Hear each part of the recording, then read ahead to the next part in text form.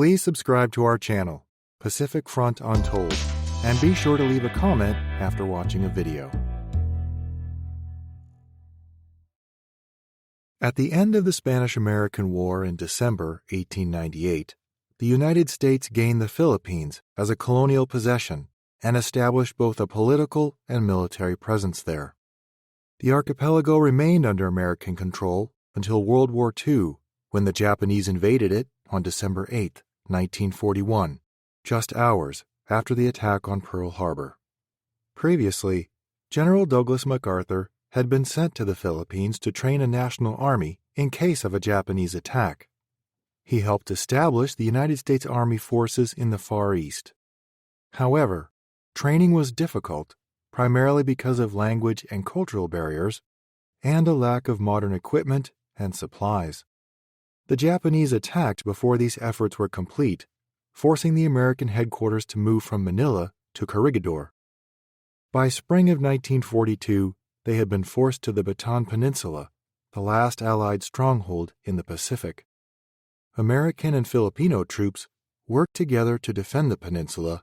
However, months of fighting had wreaked havoc on U.S. and Filipino forces, and by the summer of 1942, the Japanese army had occupied all of the Philippines.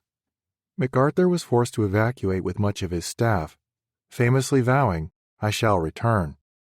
He fulfilled this vow in 1944, but in the meantime, those left in the Philippines faced a long and brutal Japanese occupation or captivity in a prisoner of war camp.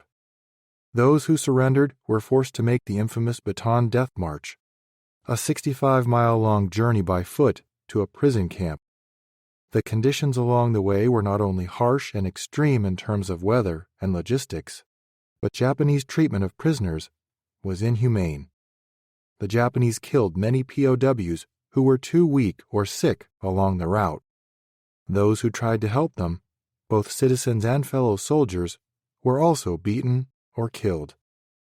Another atrocity involving American soldiers was the Palawan Massacre in December of 1944.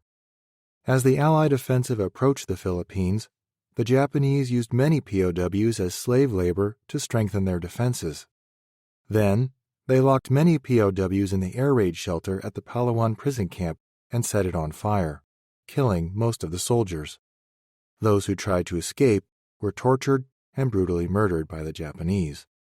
However, some American soldiers avoided capture or escaped the prison camps, and many of them worked with the Filipino guerrilla resistance known as the Huk Balahap, or the Huk, against the Japanese. The Huk acted as guides, assisting American soldiers and also performing espionage work. Together with the Americans, they also established a means of communication between the resistance and Allied forces outside of the Philippines.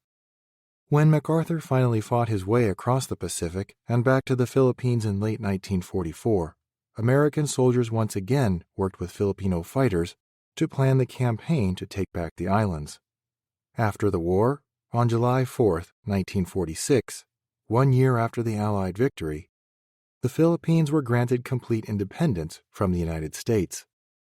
During and after the invasion of the Philippines, many atrocities were committed against Americans and Filipinos during World War II, and it is important to acknowledge both equally. Additionally, it is crucial to recognize the role of American imperialism in the Philippines prior to this time. Yet the two groups were able to unite and work together to fight a common enemy during World War II, and then, ultimately, a peaceful transition to independence and coexistence.